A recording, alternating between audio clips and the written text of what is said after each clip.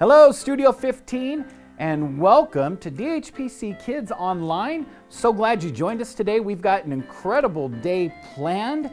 It is week number 5 of our 5K Race for God, and today we talk about living for God. And remember, it's all about making a plan, making a commitment to that plan, and then putting it into practice. Have you been doing that this month? Well, today's story is a really cool story, and it's all about appearances and what some think is great. If you look a little closer, you might see something weird about it. So today I want you to look really close to the story, and then we'll come back and we'll talk about it. But before we get to the story, let's go ahead and stand up. It's time for worship.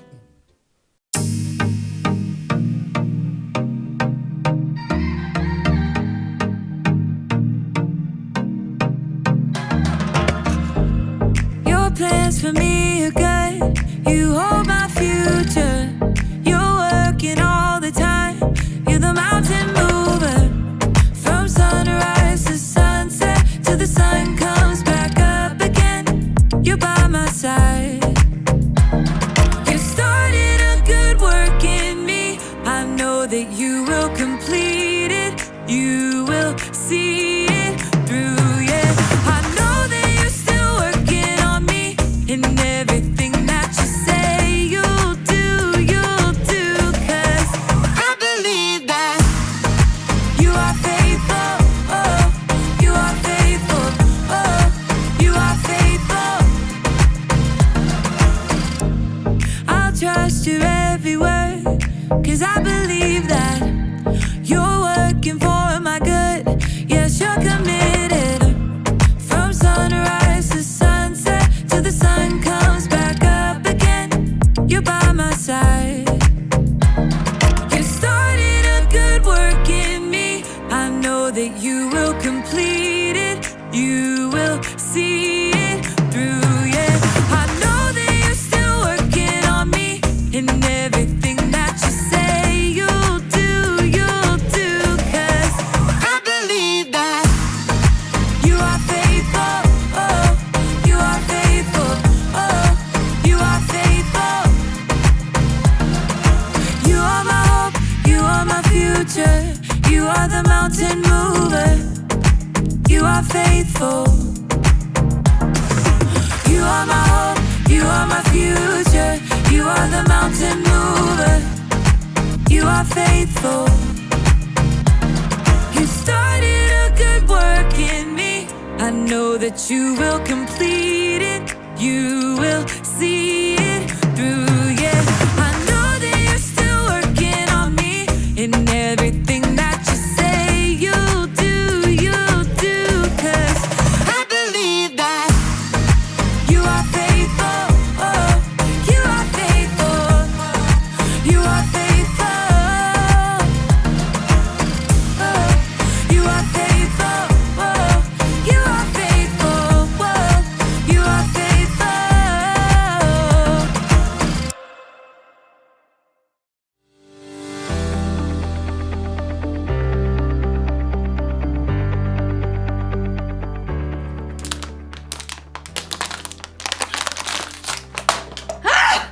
Hey everyone! I'm Erica, and I just ran a 5K race this afternoon! I didn't win, but I also didn't give up. I made it all the way to the finish line, so it's time to celebrate! Yeah! Oh man, I have been training all month for this race, so it has taken a lot of commitment. Commitment is making a plan and putting it into practice. I made a plan, and I practiced a lot. All that running.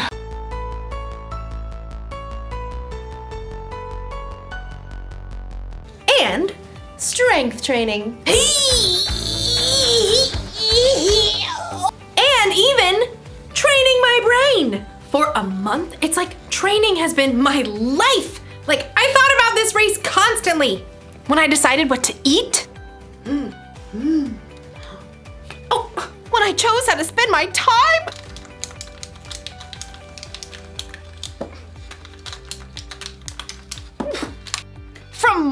until night, I kept my mind on the race. That's what you gotta do when you truly commit to something. Like, you've gotta live like it's important to you. Today's story is about a woman who lived her whole life that way. I'll see you when you get back. I've gotta get this party started!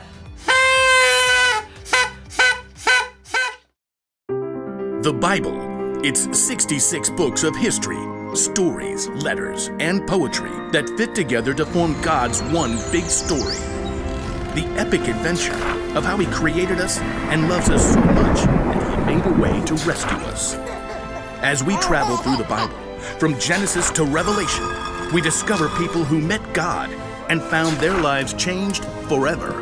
Now, for an amazing story, inspired by the book of Mark, chapter 12, verses 41 through 44. When Jesus rode into Jerusalem on a donkey the week before Passover, the crowds were excited. Hosanna! Blessed is the one who comes in the name of the Lord! Hosanna! In the name of the Lord! But the religious leaders were not. He's turning the world upside down. We'll have to fix that, won't we?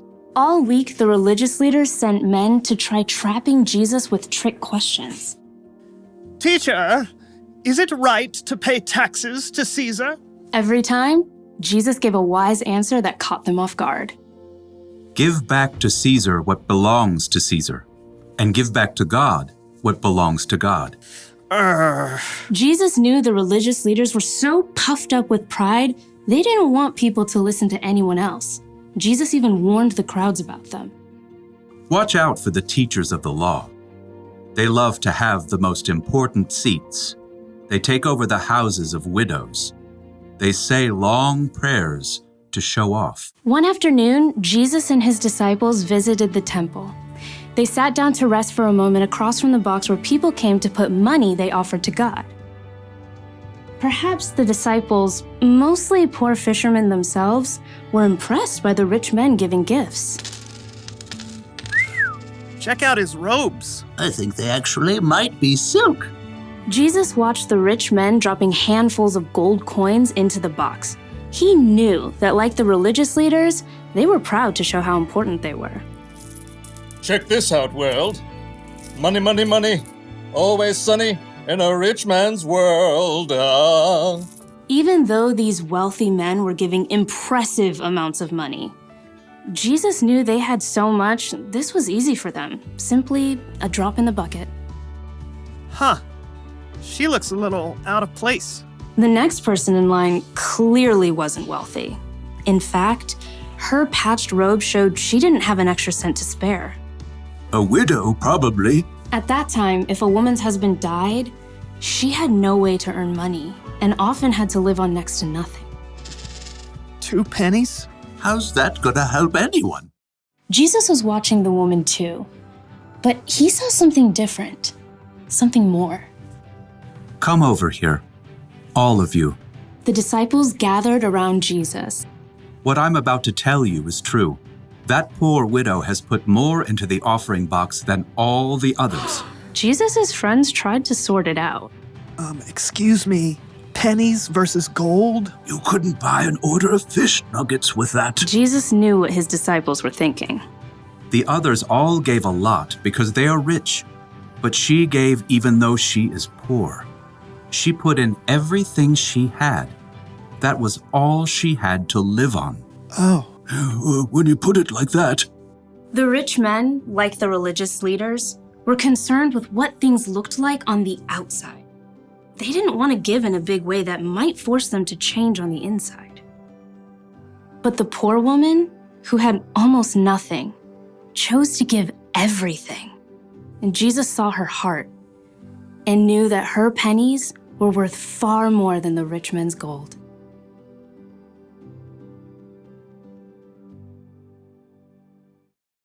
Nobody else thought a poor woman giving 2 small coins was a big deal. But Jesus saw the truth. Other people gave because they were rich.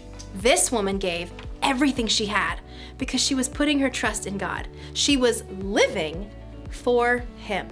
And that's something to celebrate. Woo! Yeah!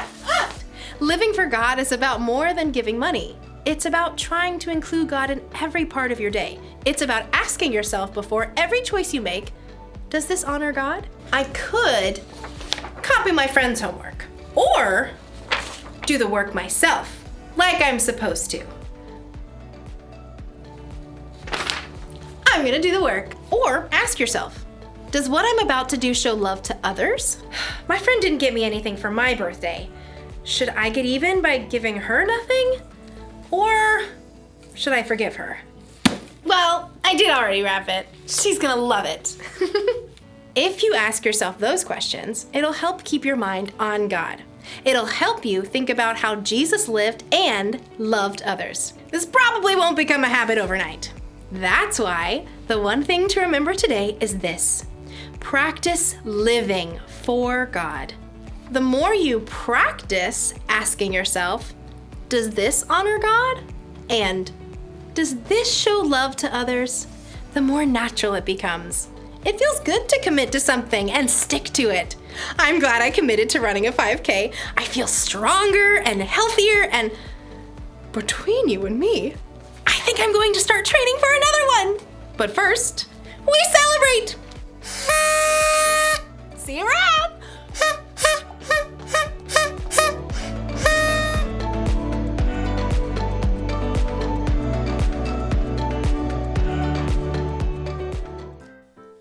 Thanks, Erica.